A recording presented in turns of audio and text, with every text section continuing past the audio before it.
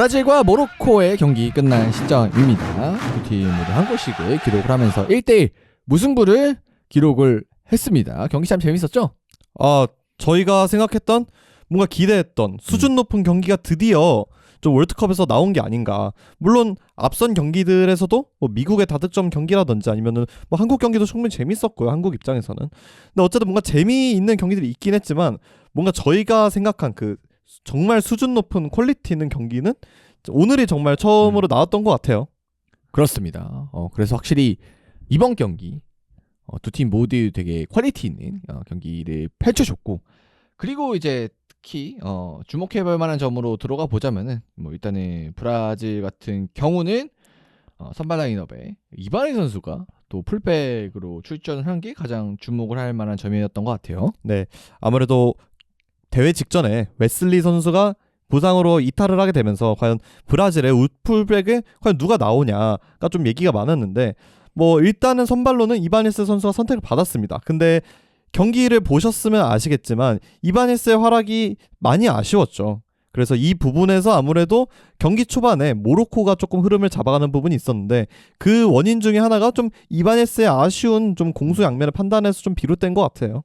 일단은 기본적으로 센터백인 선수고 뭐 발인 빠른 선수라고 알려져 있습니다만, 어쨌든 풀백은 원래 안 보는 선수고, 그리고 확실히 그 모로코의 왼쪽 측면으로 나섰던 엘카누스와의 매치업에서 상당히 어려움을 많이 겪는 모습이 있었고, 사실 공격 쪽에서도 뭔가를 보여주기 어려웠고, 그리고 수비 쪽에서도 또 카드도 일찍 받게 되면서 사실 전반전에 어려웠어요. 네, 아무래도 빠르다고는 하지만 이제 그 가속이 붙었을 때 빠른 거와 민첩성은 조금 다른 영역이잖아요. 네. 그래서 아무래도 그 부분에서 이바니스가 좀 엘카누스한테 민첩성의 측면에서 확실히 좀 밀리다 보니까 엘카누스가 좀 잠페이크를 주고 드리블을 칠 때 생각보다 밸런스가 좀 쉽게 깨지는 모습들이 있었고, 그런 부분들 때문에 엘카누스가 조금 쉽게 좀 박스 안으로 들어오는 모습도 있었는데, 여기에 이제 모로코가 오늘 마즈라이가 좀 좋았어요. 그래서 마즈라이가 안쪽으로 공격까지 기여를 해주다 보니까 이바니스에게 조금 더 어려웠던 환경이 좀 조성되지 않았나 싶어요. 그리고 이제 자연스럽게 모로코 쪽으로 넘어가 보자면은, 모로코는 사이바리 PSV에서 뛰는 공격형 미드필더 선수인데, 이 선수가 좀 최전방으로 나왔고, 왼쪽에 엘카누스 그리고 오른쪽에 브라임 디아스 이렇게 나왔습니다. 또 이것도 부상 이슈 때문에 원래 엘카누스가 공격형 미드필더로 출전을 해야 되는데 또 부상 이슈가 있기 때문에 에자줄리가 또 아예 빠져서 부상 때문에 이렇게 좀 출전이 됐습니다. 이제 그리고 저는 모로코에서 가장 인상적이었던 거는 이 중원 두 선수였던 것 같아요. 네, 그렇죠. 부아디랑 이제 아이나위. 네, 너무 좋았죠. 사실 저희가 모로코 대 브라질을 생각을 했을 때 그래도 선수 퀄리티 측면에서는 아직 브라질이 위이지 않나. 뭐 당연히 전반적인 선수들의 명성이나 조금 뛰고 있는 리그의 수준도 당연히 그거는 브라질이 앞선다고 볼 수밖에 없긴 하고요. 다만 근데 오늘 모로코의 중원은 절대 브루노 기라마랑이스와 카세미르 조합에 뒤처지지 않았고, 오히려 그들보다 조금 더 뛰어난 모습을 보여줬어요. 확실히 특히 부아디 같은 경우는 본인이 왜 지금 빅클럽들의 좀 부름을 많이 받고 있는지를 좀 확실히 보여줬던 경기였던 것 같고, 그 파트너였던 선수마저도 좀 별로 모나지 않는 모습.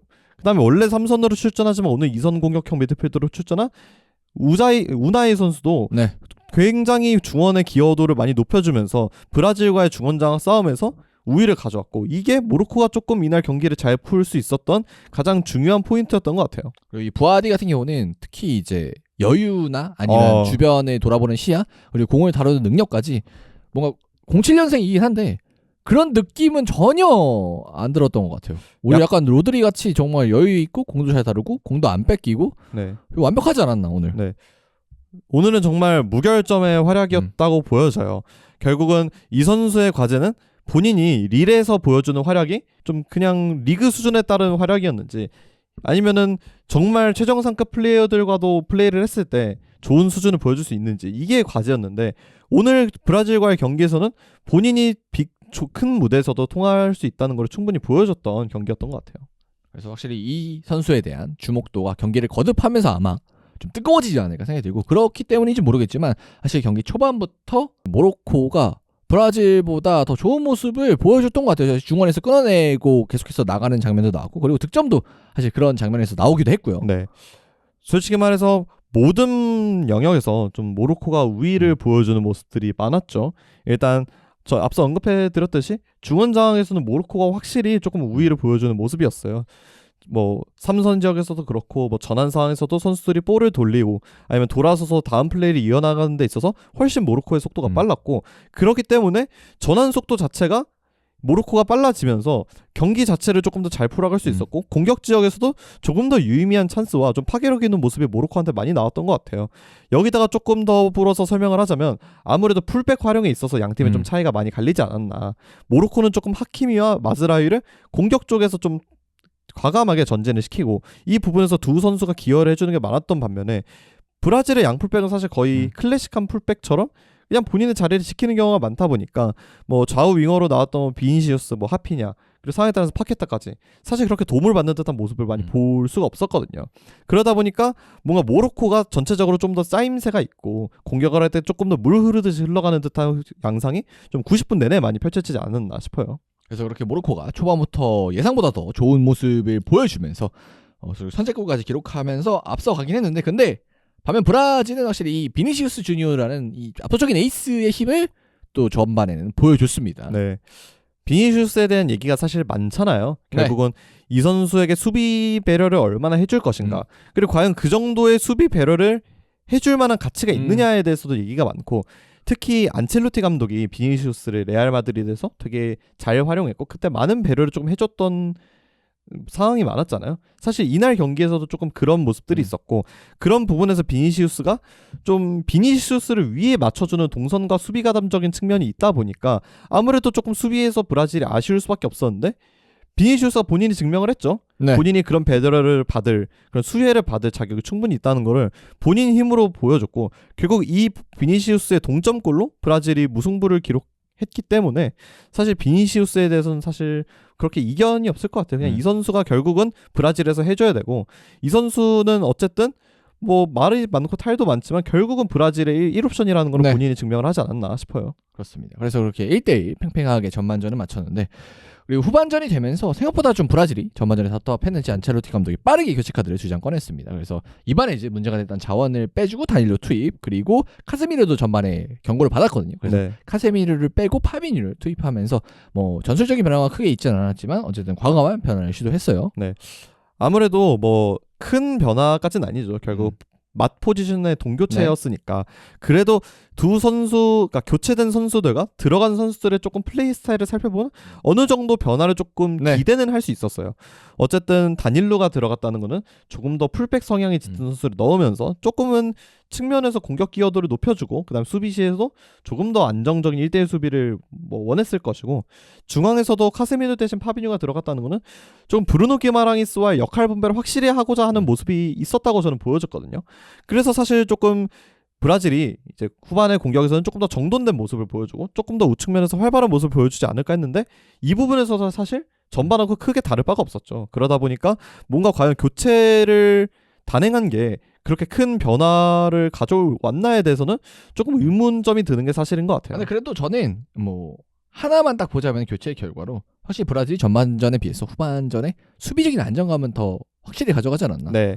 아무래도 확실히 뭐 당연히 뭐 엘카노스 같은 자원들의 체력이 조금 떨어진 게 영향이 있을 수는 있지만, 다닐로가 들어가면서 확실히 좀 좌측면에서 전반에 고생하던 거에 비해서는 확실히 많이 나아졌다. 확실히 다닐로가 풀백, 전문 풀백이죠. 전문 풀백이다 보니 아무래도 이런 부분에서는 좀 윙포워드를 막는 데 있어서는 조금 기여를 해줬던 것 같아요. 그래서 그러다 보니까 좀 전환 상황도 조금 적어지고, 브라질이 이상하게 소유권을 잃었을 때 좀 박스 부근에서 좀 찬스를 허용하는 일도 좀 줄어들고, 그러다 보니까 좀 주도권 자체가 다시 브라질로 넘어오는 듯한 모습이 있었죠. 그래서 전반전에 모로코가 12개 슈팅을 시도했던 거에 반해 후반전에는 슈팅을 한 2개밖에 기록을 하지 못하면서 확실히 후반전만 보자면은 그래도 브라질이 모로코의 공격을 잘 막아냈다고 볼 수 있는데, 근데 저는 그것과는 별개로 후반전으로 가서도 교체가 일어난 이후에도 사실 중원에 있어서는 좀 더 모로코가 인상적이었던 것 같긴 하거든요. 계속해서. 아무래도 이제 모로코가 결국은 전반에 좋았을 수 있었던 이유는 이제 양 사이드 윙 포워드들한테 있었죠. 아무래도 엘카누스와 브라임 디아즈가 좀 중앙과 측면을 가리지 않고 왔다 갔다 하면서 좀 1대1에서 좋은 모습을 보여줬기 때문에 뭔가 박스 부근에 갔을 때 결과물이 나왔었던 것 같은데, 이제 후반에는 사실 그 박스 부근에서 결과물이 좀 안 나왔잖아요. 그럼에도 불구하고 사실 전진 자체는 큰 문제가 없었죠. 네. 결국 뭐 어느 정도 수비 안정감을 브라질이 가져갔다고는 하지만 큰 틀에서의 전술 변화는 없다 보니까 사실 전반하고 그렇게 크게 양상 변화가 있지 않았고, 어쨌든 파비뉴가 들어갔다고 해서 파비뉴가 뭐 드라마틱하게 뭔가 경기를 바꿔줄 수 있는 선수는 아니잖아요 이제는. 그러다 보니까 뭔가 여전히 브라질의 산미들이 이제 모로코의 산미들한테 계속 밀리는 모습들이 좀 나왔던 것 같습니다.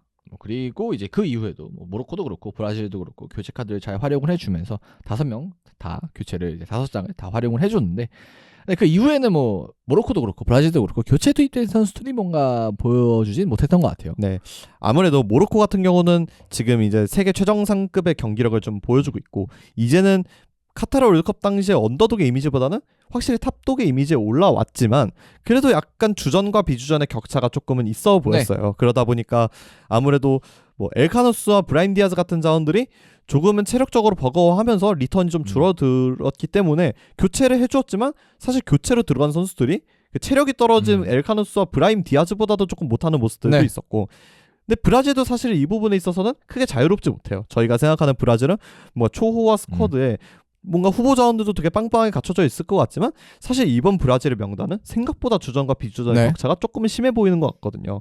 그래서 뭔가 좀 역할적인 변화를 위해서 뭐 루이스 에니키 같은 자원을 넣긴 했으나 뭐 에니키가 보여준 것도 딱히 없었고 나머지 선수들도 동일했고요.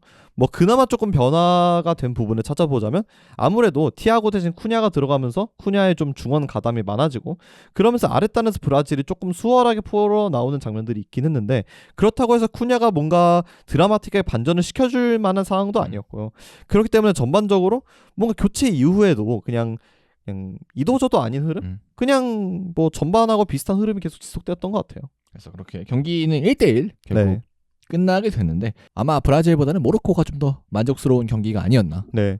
모로코는 아마 많은 팬들이 되게 기대 이상이라고 느끼셨을 것 같아요. 사실 지난 대회에서 모로코는 어떻게 보면 사람들 입장에서 이게 운이냐 실력이냐에 대해서 좀 얘기가 많은 팀이었잖아요. 뭐 승부차기도 많이 했었고. 네. 어쨌든 그리고 그 당시의 경기 운영 자체는 뭔가 본인들이 좀 사사이로 깊게 내려서서 좀 버티고, 이제 전환 시에 뭐 지혜의 킥을 활용한다든지 아니면 전환 이후에 엔네시리의 헤더를 좀 활용한다든지 좀 단순한 축구였는데, 이날 경기에서는 확실히 거의 유럽 축구 스타일로 좀 주도를 하려는 모습, 뭐 주도권 자체는 내주고 플레이를 했지만 본인들이 볼을 잡았을 때는 되게 능동적으로 빌드업을 하고 공격 전개를 해나가는 모습들이 있었거든요. 이런 부분들을 보면 확실히 모로코도 이제 지난 대회와는 달리 확실히 탑독의 위치에 올라왔다라는 거를 조금 볼 수 있을 것 같아요. 그래서 이 NCD가 이번에 명단에서 제외가 될 때 감독이 좀 기술적인 축구가 필요하기 때문에 NCD를 제외했다 이렇게 설명을 해줬는데, 그거에 약간 처음에는 저는 봤을 때 그래도 하나는 필요하지 않을까 하는 생각이 들었는데, 이번 경기를 보고 좀 납득을 했던 것 같아요. 아, 이래서 안 뽑았구나. 저도 사실 동일한 입장이었어요. 어쨌든 엔네시리가 그간 모로코의 주전 스트라이커로 뛰어왔고 사실 선수들끼리 호흡도 무시를 못하잖아요. 그리고 엔네시리가 물론 기술적인 면이 부족한 선수인 건 맞지만 그렇다고 해서 완전히 떨어지는 선수냐? 사실 라리가 같은 데서도 사실 한 획을 그었던 선수고, 굵직하게 또 짬이 있는 선수인데 이 선수를 과감하게 제외하는 게 과연 맞는 선택이냐에 대해서 좀 의문이 많았는데, 오늘 사이바리 플레이를 보면 확실히 모로코의 감독이 어떤 생각을 갖고 엔네시를 제외했는지는 본인이 보여줬고, 그거를 또 경기력으로 증명을 한 게 아닌가 싶어요. 그렇습니다. 그리고 반면에 이제 브라질 같은 경우는 우리가 기대하던 이 브라질이라는 이름에 비해서는 좀 파괴력이 떨어지지 않나 싶어요. 공격적으로 보자면. 네, 그렇죠. 어쨌든 브라질이라는 이름값에 비해서 파괴력이 떨어지는 것도 맞고, 우리가 흔히 생각하는 브라질의 삼바 축구에 대한 인상도 좀 많이 옅어졌죠. 그러다 보니까 좀 전체적인 파괴력도 줄어들었는데, 흔히 브라질 특유의 그 재미있는 축구도 보여주지 못하다 보니까 그렇네. 오히려 저 모로코가 더 재미를 주지 않았나. 오히려 우리한테. 모로코의 축구가 조금 더 이전에 브라질다웠죠. 오늘은. 그러다 보니까 아무래도 팬들 입장에서는 브라질에 조금 많이 실망하시지 않았을까라는 생각이 좀 들어요. 그렇습니다. 그래서 1차전 끝난 상황에서 두 팀 모두 무승부를 기록하게 됐고, 뭐 물론 이제 조별리그에서 한정해서 보자면은 이제 C조 같은 경우는 이제 IT와 스코틀랜드라는 상대적 약체들이 또 위치를 해 있기 때문에 뭐 아직 경기 결과는 안 남았습니다만, 사실 브라질이나 모로코나 뭐 이 경기 무승부하고 나머지 경기를 잡으면 올라간다. 네. 뭐 이런 마인드가 있을 수도 있겠지만 근데 확실히 이 경기를 무승부를 거두게 되면서 브라질이 확실하게 1등을 한다는 이제 없어졌습니다. 네. 오히려 오늘 경기만 보고는 모로코의 1등이 조금 더 예측이 되는 듯한 네. 모습이죠. 그리고 사실 스코틀랜드가 상대적 약체인 건 맞지만 사실 뭐 IT는 조금 논외로 하겠습니다. 네. 근데 스코틀랜드도 사실 상대적 약체일 뿐이지 명단에 있는 선수들, 특히 선발 라인업에 있는 선수들을 몇몇을 보면 확실한 컨셉을 네. 가지고 있는 팀이거든요. 그리고 어쨌든 빅리그에서 뛰는 선수들도 꽤나 배치가 돼 있고 그렇기 때문에 브라질이 사실 오늘처럼 답답한 공격력과 답답한 공격 전개를 보여준다면 사실 스코틀랜드와의 맞게 대결에서도 과연 우위를 점할 수 있을까에 대해서도 조금 의문이 있고 특히 스코틀랜드는 아마 상대를 하게 되면 좀 내려서서 플레이를 할 확률이 네. 높겠죠. 과연 그 로우 블록을 깨낼 수 있는 자원이 비니시우스 말고는 존재하냐에 대해서도 조금 의문점이 있어 보여요. 그렇습니다. 그리고 또 모로코 같은 경우는 이제 앞으로 아무래도 상대적 약팀들을 상대하게 될 텐데 그 과정에서 얼마나 주도적인 축구를 할 때 중원에서 파괴력을 더 보여줄 수 있을지 네. 뭐 이것도 좀 주목을 해봐야 될 것 같습니다. 그리고 이제 브라질은 2차전에서 IT 상대를 네. 하고요. 모로코는 스코틀랜드 상대를 합니다. 그래서 이 C조도 어쨌든 2강 이야기 보여가지고 큰 기대는 못했는데 확실히 이번 경기를 보면서 좀 더 뜨거워지지 않나 싶습니다. 그래서 모로코의 경기가 정말 재밌을 것 같아요. 그래서 앞으로 그러니까 상대가 어떻든 그냥 모로코 네. 팀 자체에 좀 더 주목을 하게 된 이번 경기가 되겠습니다. 자, 그럼 이 정도로 해서 맞춰 보도록 하고요. 저희가 또 내일 D조 해가지고 더 재밌는 얘기들 앞으로 더 준비를 해보도록 하겠습니다. 감사합니다. 감사합니다.